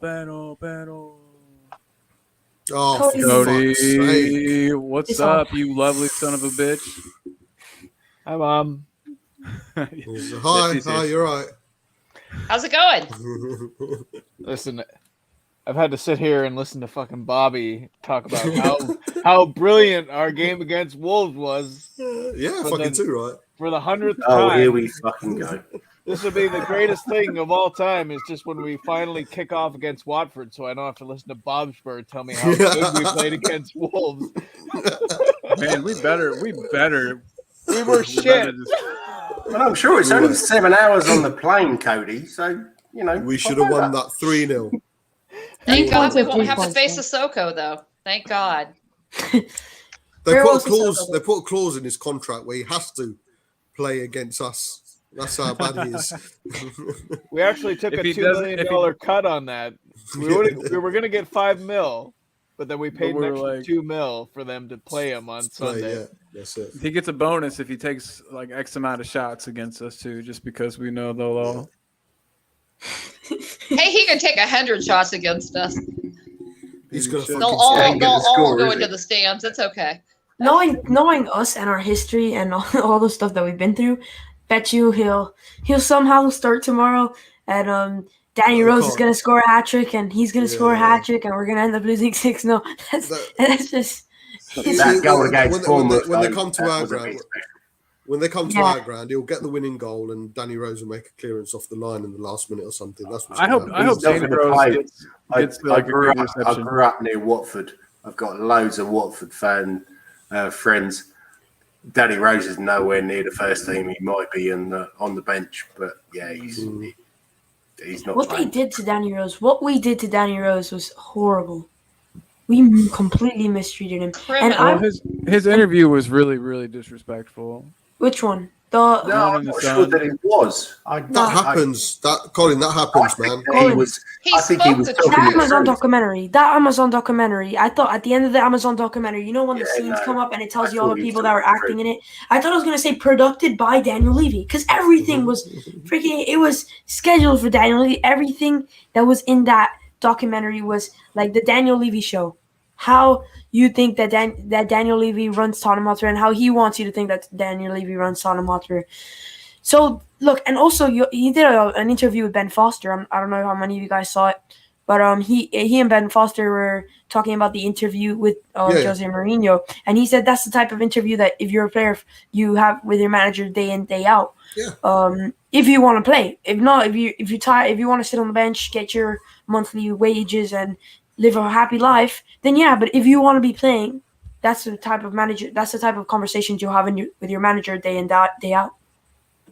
Well, yeah, I just meant like the whole like talking about having to Google your teammates and stuff. And I know that a lot of that was probably taken out of context, but that was the interview that I was referencing. And I know he wasn't wrong. He was right. He wasn't wrong. But sometimes I just feel like you have to have a tiny bit of like tact or like like just not to talk shit about your coworkers. But I was shocked at the time, but in retrospect, I don't really hate him for it. I mean, I don't think what he did was any more disrespectful than the Harry Kane, Gary Neville golfing out. You know, I mean, they're not even comparable in my opinion. No. But I mean, yeah, Danny probably should have kept his mouth shut a little bit more. Well, we do know but boy, you can't fault his work rate. You can't fault his loyalty with the U23s. They don't keep their mouth shut in Leeds. Do I? Yeah. They don't keep their mouth shut in Leeds. Oh, no. He's definitely a mouthy guy. You can tell. And I don't know. I mean, you're right. We did do him dirty. Wasn't he 1 year away from having a testimonial? He was with the club 9 years, if I'm not mistaken. Yeah, he was. I'm agreeing with Danny here. I mean, I think Aaron Lennon also. Aaron Lennon was he had a best friend or cousin or something. Yeah, that was shot or killed. Drew me to Spurs. And what he did was nothing less respectful than what we did to him. I do think. But it's only taken until this year. It's only taken until this year. I think Daigle was saying earlier. It's only taken until now that they've got somebody in to actually address people's mental health issues. And Danny Rose obviously had some issues, as did Aaron Lennon, Jermaine Defoe as well, losing. I think it was his uncle was killed, and back it's only in recent years, but. It's only this year that Daigle was saying that they've actually got somebody in to address that side of the game. To actually, you look at player in other sports like Naomi Osaka. I mean, she's been having breakdowns all year. She's only a kid, and I think we all failed to see that. We all think, well, they get X amount of money, therefore they should be able to play at the top of the game non-stop. But they're humans at the end of the day as well. I do think it can only be good for the team. Yeah, I do think it's because. Probably it's the unknown as well, and let's be honest, it's uncomfortable. I think a lot of people are more understanding than that. Yeah, no, I do. I think because we don't know what support he's had or what he hasn't. Yeah. The fact, from what we can see, the guy's had mental health issues. He's not in the first team. He obviously wanted to play in the first team, and then he's just been put to one side. He wasn't even a reference point. No one asked about him. Even the media, it's very rarely you hear the media ask about Danny Rose and how his well-being or anything like that. And there was nothing from Jose. There was nothing from the club. all it seemed like to us is he'd had mental health issues, and he said in the documentary as well, there were clubs who wanted to sign him, but one of the first questions would be, "Are you all right in the head now?" That was one of the questions. So it is a taboo subject. I didn't even remember. He was just ostracized, just frozen out. Not in that show. He did one with Prince Philip and someone else. There's about 3 or 4 of them. And he did say, there's a lot of clubs where one of the first questions would be, how's your head, mate? It's a taboo subject. It's uncomfortable. It's the unknown to the majority of us. And the fact from what we saw was got a good player, mental health issues, wants to play in the first team. We said no, and then we just put him to one side and just let him rot. And I think the most important thing that we can take from all of this is, can we sell Serge Aurier to Watford? I think the most important thing we should take from all of this is shave your beard off. No way. What are you, my wife? What about the animals? Don't be jealous. No, but what animals in there now? Absolutely. If you could post it to me, I'll give you a PO box in Amsterdam. Lovely. Well, I would say I would trade you the hair on your head, but I think we're pretty much on the same level there. I'm gonna cut it tomorrow. I'll be there one day, guys. I don't have much. That's why I wear the hat. I've got all of it here. Yeah, Dan, you can go. But you're a youngster, Dan. Come on. Yeah, you'll lose eventually. A couple more years of being a Spurs fan, and that hair will be gone. I can make you all wigs if you need. Do it. That'd be lovely. I got plenty of hair. I can make wigs for y'all. Okay. Do it, man.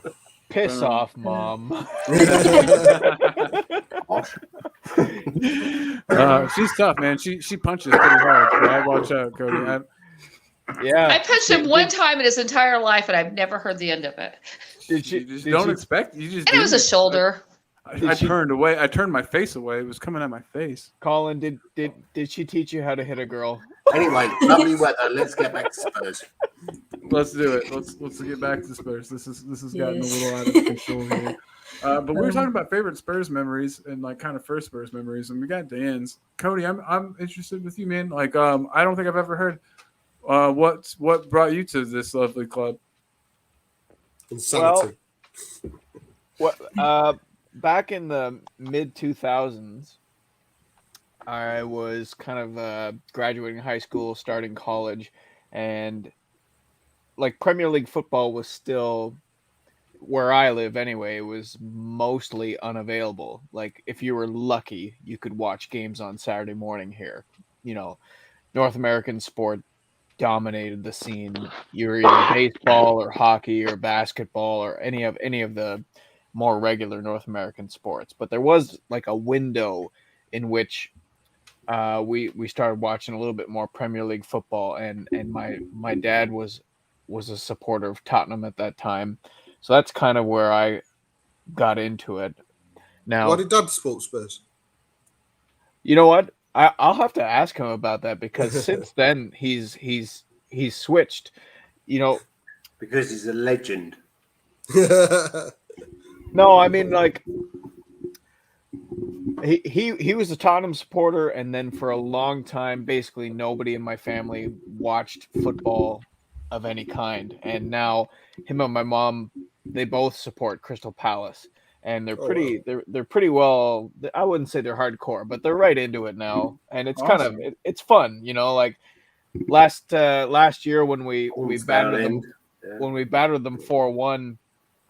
I have a 3-year-old, so I got her to record a little video for my mom, and it says, I was like, "Come on, you Spurs," and she says, "Come on, you Purs." And then I said, "Cry, Grandma," and she's like, "Cry, Grandma." Yes, so, indoctrinating them young too, man. Good call there. Good call. That's today, probably fun. That's probably fun. The whole Crystal Palace thing. I mean, we got Andros over there still, I believe, right? No, Andros. He's gone to Everton now, but he was there last year. But no, I mean, I was changing my 1-year-old today, and I was just looking her in the eye and going, you know, and she started saying, Perfect. So, yes. I'm replacing myself in the Tottenham gene pool. Yeah, but I appreciate it, man. You're doing the Lord's work out there. Or the opposite. Hey, take it however you want it, but yeah, and, shit. The more Spurs fans, the better. And supporters. We need supporters more than we need fans. I don't like the word fan. Yeah, well, I've got a big problem over here because I live in the Netherlands and my wife's family support Ajax. Oh God! So, shit. How did that go? Every birthday, it's like, yeah, come and use Spurs, buying her gifts and stuff like that. And she said to me the other day, she said, "No, I don't like football." Oh. So yeah, I'll still keep trying. But she's still got her shirts and got wrong. My wife used to watch with me, and now she doesn't anymore. I can't even get her out of bed. Probably because you're shouting at the TV and being irrational all the time. Yeah, that's what my ex said to me. See, at least I got somebody. I try to get my mom to watch it, but she's like, "Is that a touchdown?" It took me a year or two to get Tottenham over here into Spurs. She missed out on the best Gareth Bale seasons. There was a lot of times that he would try to force me to watch that I kind of resisted, but once I gave in, I went whole hog. So there you are. It was all hard. I've got 4 kids, and my favourite 6-year-old is Spurs Junior. Terrible thing to say, man. No, they all know. He knows. The rest of the family knows. Doesn't make it right, Bob. It does. You gotta say. He does, and he's Bob Junior, and he's a celebrity of his cause. So yeah, I've got him, and he hates red. Spurs all the way. Dele Alli and Harry Kane are the two best players. He's been to 9 Spurs games, all at Wembley. We went to the Wembley game. Not been to the new stadium yet, obviously with my heart problems and everything else. So no, he's hardcore. He's hardcore. Man, that's. I used to babysit. I used to babysit my nephew Cal from like when he was literally born until he was 3 years old, and when he got old enough to have kind of a teddy bear in his cot, I when he was asleep, I'd take it out and I bought him a little size 3 football. And I used to replace the teddy bear with the football, and he'd hold on to the football. Excellent, Anyway, when he grew up, he all my family's Tottenham, and we were all telling him, "You're a Tottenham fan now." And as soon as he got old enough to kind of think for himself, he became a Chelsea fan. And he's still a Chelsea fan, and he's 13 now. So, oh well, there's always one in the family, isn't there? Ouch. I'm not saying goodbye. Oh shit! He's raising his hand. Cody's being polite. This is what you need to get him. We've got some breaking news here. Oh, yes, sir. Oh, Cody. Fabrizio Romano has tweeted, which this guy, I mean, what is this guy's life like? He's got like 3 o'clock in the morning. He's got 4.5 million followers on Twitter. He's just got the most ultimate god complex going ever. But he says he probably has 3 or 4 dudes working for him tweeting, I would think. I think there's about at least 24 Fabrizio Romanos, if I'm being honest. Yeah. He says Jules Koundé deal. Chelsea are prepared to submit 50 million euro official bid, but Sevilla want more to sell their center back. Tense situation, but talks still ongoing through intermediaries. Chelsea want to find a solution. Koundé is waiting and pushing for a Chelsea move. So what I'm saying is, okay, let's say Chelsea are hamstrung by, I don't know, the fact they've already spent 110 million euro on Romelu Lukaku, and they can't offer more than this. I wonder if Koundé is still there's still like an outside chance of Tottenham coming in for him. Abramovich will just reach into his pocket and say, "Oh yes, I've got the change for that. Thank you very much." Yeah. The thing is that I don't think you'll go to Chelsea anymore because Sevilla are not going to do it late as they're all now, and they don't have a replacement. Obviously, Sanchez is off the market. What? You wouldn't do a swap deal with Sanchez and a little bit of cash? Come on. No. Obviously, I would. But what I'm saying is, what I said was that he won't go to Chelsea. How did he get injured as well, Bob? No, because Cody asked. What I said was that he wouldn't go to Chelsea, and then because Sevilla wouldn't have it because they don't have enough time to get a replacement because now Davinson Sanchez is off the market. Obviously, I would take Davinson Sanchez for a swap deal with cash for Koundé, but I'm saying he won't go to Chelsea because Sevilla don't have another option to bring him in. Yeah, we wouldn't sell him Sanchez as well. It's early in the morning over here in England. You can speak a bit slower. Yeah, I think Sanchez has probably been our best defender so far this season. Yeah, he's been brilliant this season. I think him and Dyer, I've been so surprised. I think it's probably the manager. He's been the best. You guys have to. You also have to remember though. You have to remember best defender in the Premier League. Best defender for Tottenham so far this season has been Oliver Skipp. No, I'd say Dyer. No, I know you hate Dyer. I've heard you. Yeah, you know what? Is that an opinion or a fact, Cody? Is that an opinion or a fact? Well, you tell me. Is Davinson Sanchez a fact or is it an opinion? It's an opinion. But we're only a couple of games in. You know, we can't be forming opinions when we're only a couple of games in. Really. On set pieces, what do you think? On set pieces, okay, corners especially, when we push Eric Dyer and Davinson Sanchez forward into the box, who's the first man back?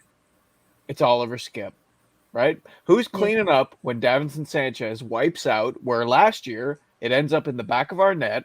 It's Oliver Skipp.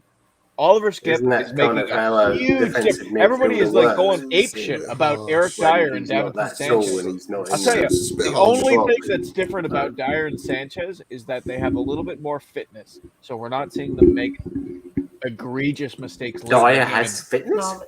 No, but you guys have to, you guys also have to remember that last season, they started off the season fantastically. They had the great game against Manchester City, but then midway through the season, they started having those games where, they were giving up late results. We're starting to tie games in the last minute every game. Romero.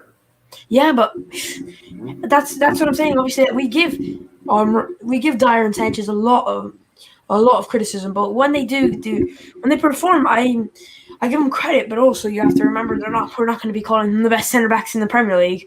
Because at one point this season, what would you be saying about Eric Dyer? If Adama Traore could hit the broadside of a barn door, what would you be saying about Eric Dyer after we would have ended up drawing against Wolves? I'm not saying Eric Dyer. I don't think he's been that good. I'm sorry, I think his passing's you been seem shit. to be looking there and you're not getting a word in edgeways. So well, I think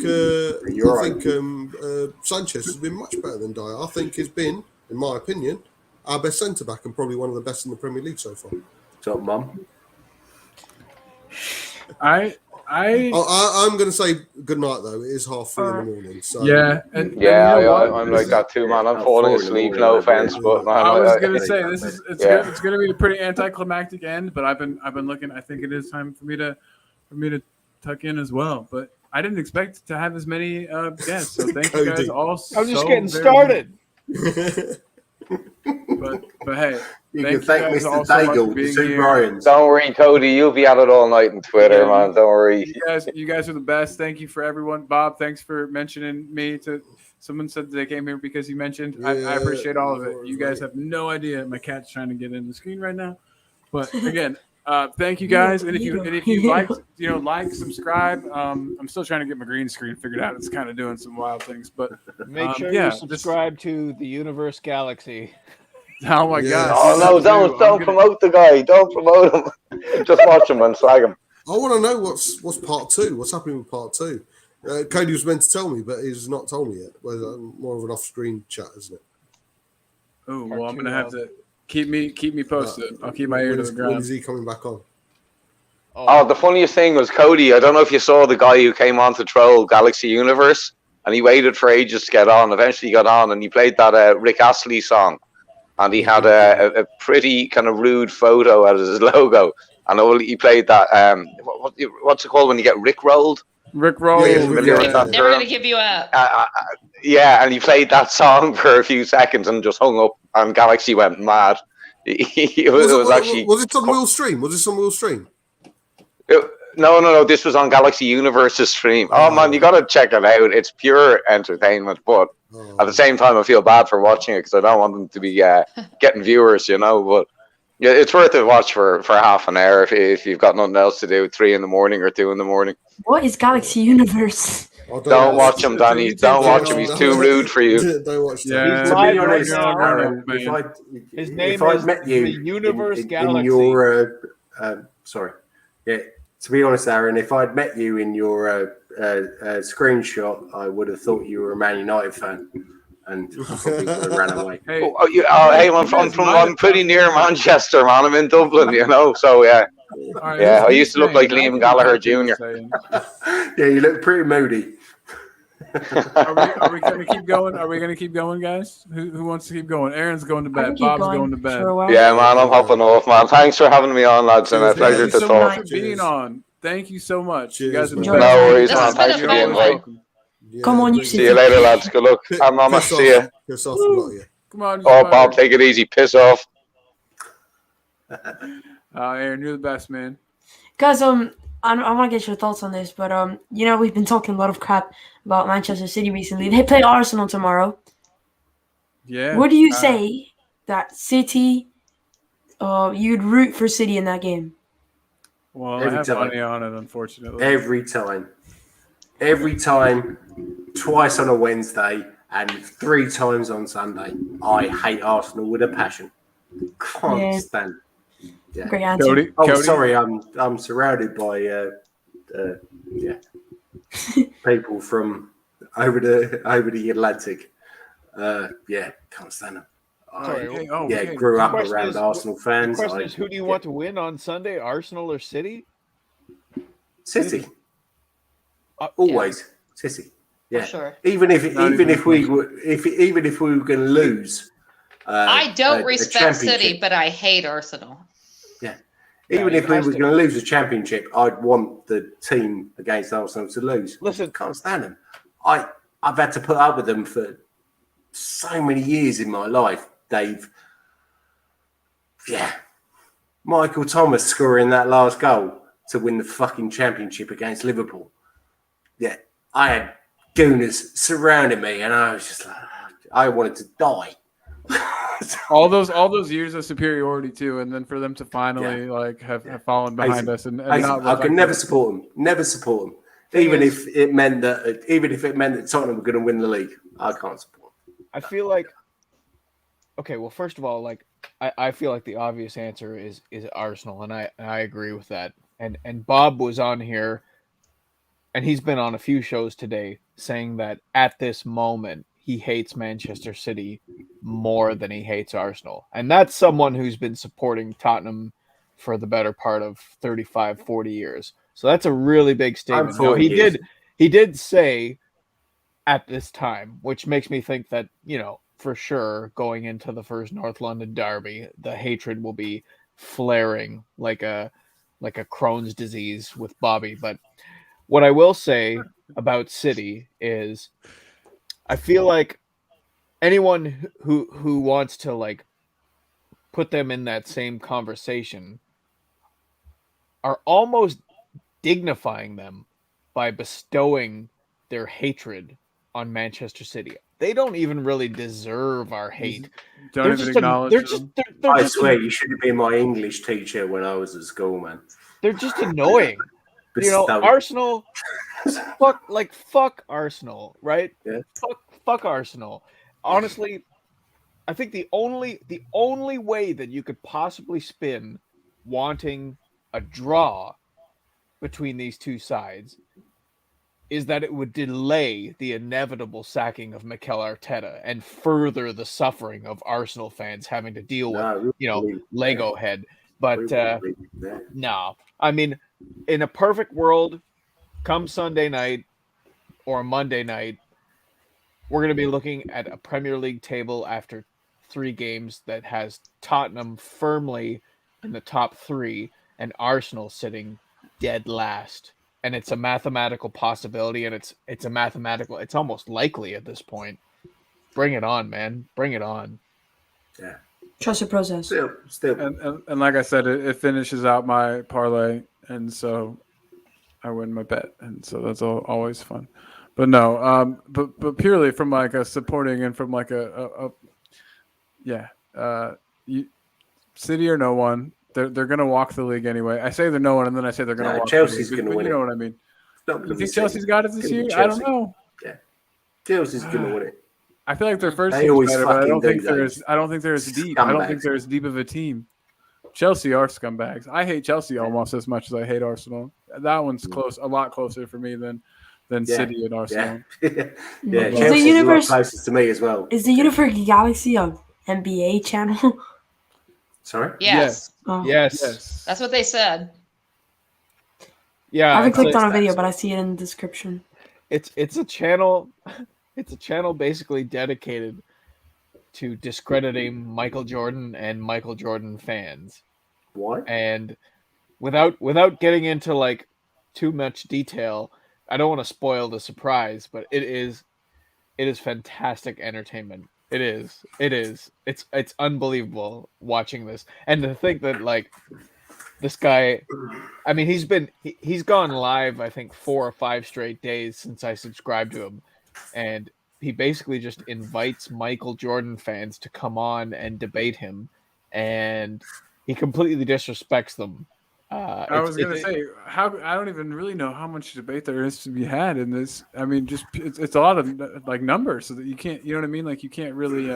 Oh, you have no idea, Colin. You have to go on. You got to fall down the rabbit hole, Colin. Fall down the rabbit hole. I'm afraid I'll accidentally. I'm afraid I'm going to call in. Comment, and you know what? He posts. It's open to anybody if you want to go on there. If he goes live, you can go on right now. I think. I'll probably live lose right my now. mind. Yeah. Listen, he's live right now, and listen to the name of the live stream. There are lots of players better than Michael Jordan. There's only one man that I've seen go on there and successfully semi-dismantle the Universe Galaxy. And who's your boy? Will Stewart of THFC Rants. How did that go down? What was Will's argument? I got to know now. Well, here's the thing.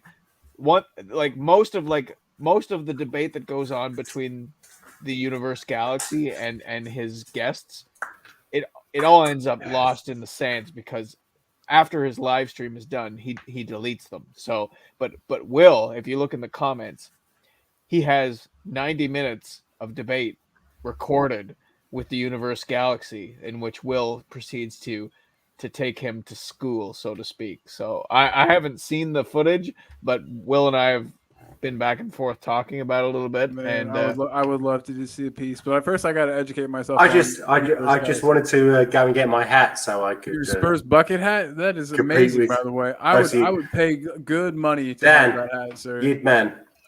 Yeah, where's your hat? Yeah, Dan, Will's giving himself the trophy. He's giving himself the trophy. I've got a flat cap right next to me. Why not? Put it on. We're the hat crew. Yeah. But yeah, no. Bob says Arsenal to lose tomorrow all the way, and then both teams to lose every game for the rest of the season. And that'd be nice. I couldn't agree more, Bobby. But yeah, But they have to play each other again. That's mathematically impossible.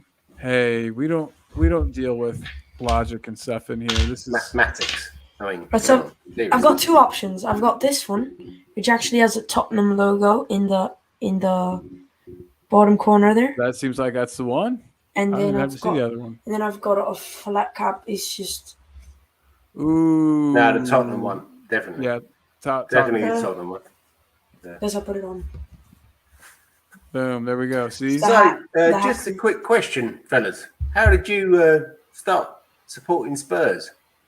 Mine was similar-ish to Cody's.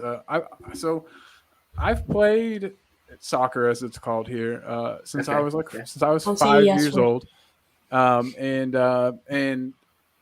anyway, late in high school, I guess it was junior or senior year, our high school coach, got us into watching the Premier League. He's a Chelsea fan, unfortunately, but he just got us watching, just to observe and maybe learn a thing or two, and because we weren't really exposed to a whole lot of professional footy.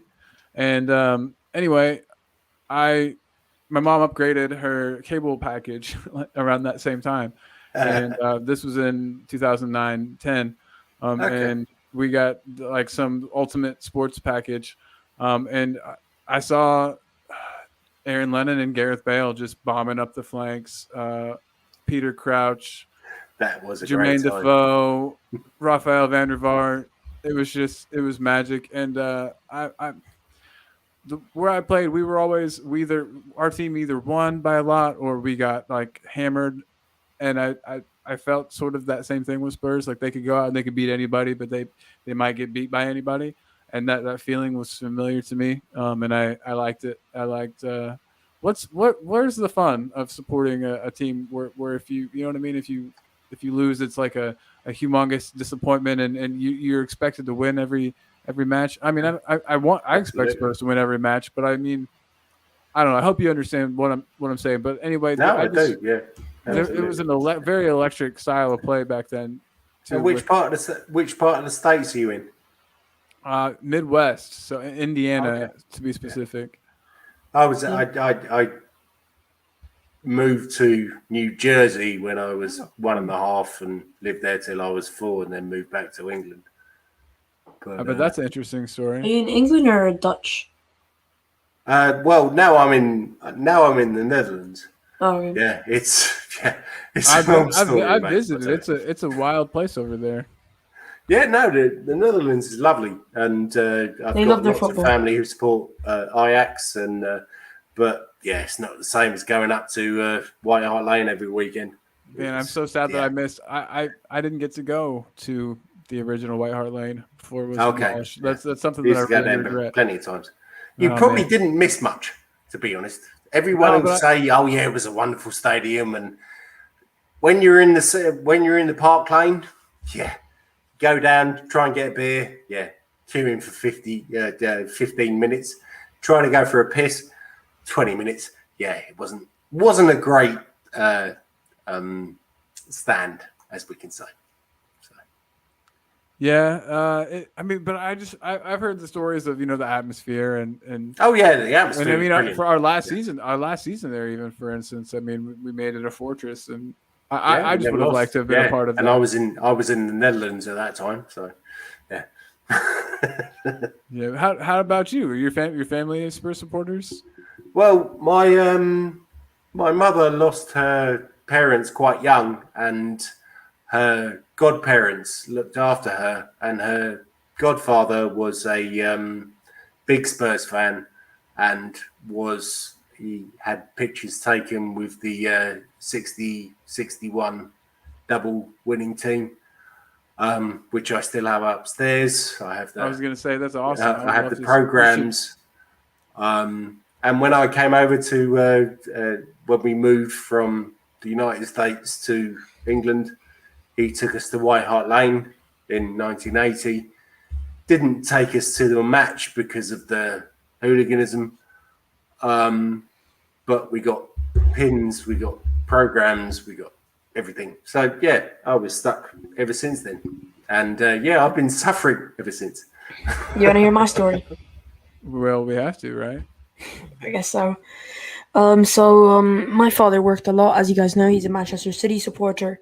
I don't know why, but actually, my family actually comes from Cuba, and Puerto Rico. But I don't know why, but apparently it was like a religious thing to watch the Premier League in the part from Cuba that they came from.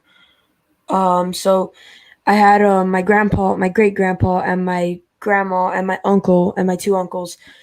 The teams that my uncles supported Chelsea. I had an auntie that supported Arsenal, and my great grandfather that supported Tottenham. So my father would always be working, and he'd always leave me off in my great grandfather's house, and I'd always watch. And the first day, he just took me and I watched the Tottenham versus Arsenal game that I told you about. First ever game, absolutely amazing atmosphere. It was absolutely fantastic. We could just feel the stadium through the TV. If you know what I mean. We were watching a Tottenham. I wouldn't want to say pub because they wouldn't let me in, but it was like a restaurant with full of Tottenham supporters, and it was the atmosphere inside of there was absolutely fantastic. And from there on, I just got home and I told my dad, I'm sorry, but I'm a Tottenham supporter. Good lad. You made the right choice, man. How did your dad feel in that Champions League run up? That must have been fun. That was the best. That was the best. VAR. Never upset your dad. Yes, in your face. I told you it went. Oh shoot, they're calling to VAR. Oh no. And then that's when the chant started. Sterling scored the winner. I still sing that in the shower every day to get him a little bit started.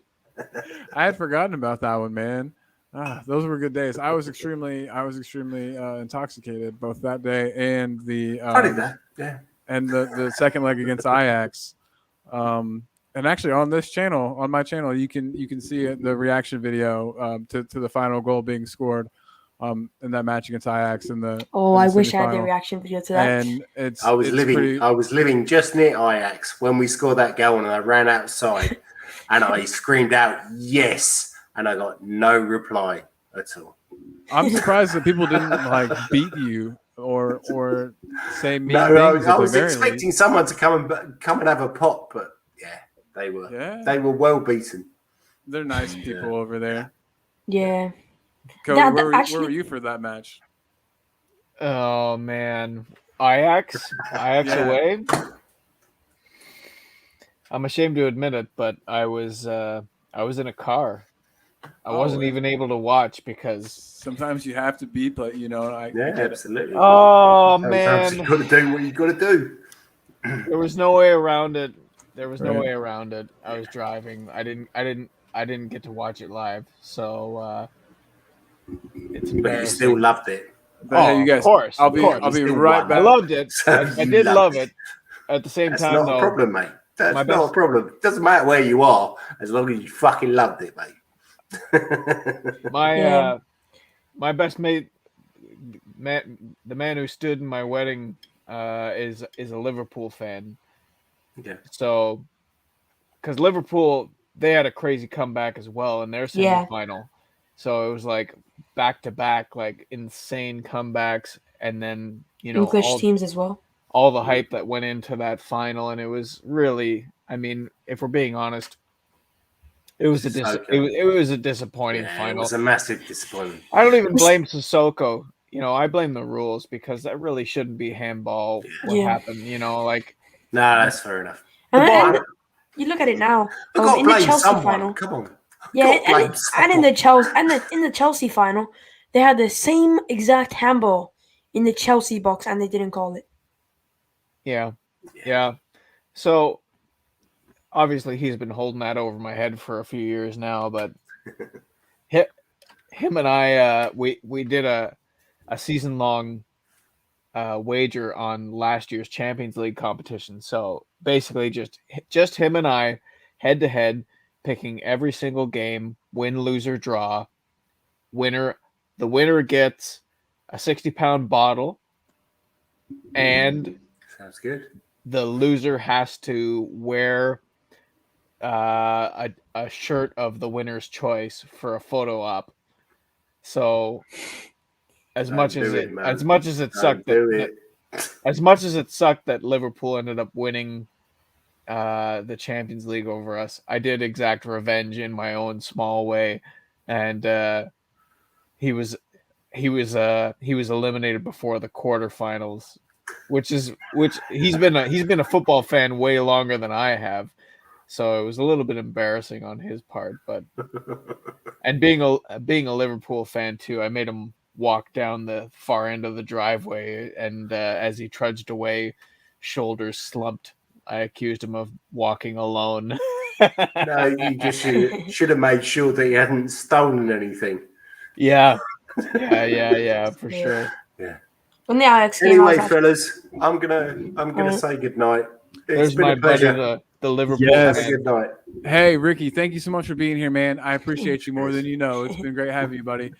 And Cody and Dan, don't hate me, but I have to go too. My cat's just knocked over a picture with a bunch of glass, and there's kitties in glass, and that's what I've been trying to fix. I got to go fix a thing. But you guys, thank you so much for joining in. This was just supposed to be this tiny little thing, and it's become so much. So thanks a lot for being here. It's been a blast.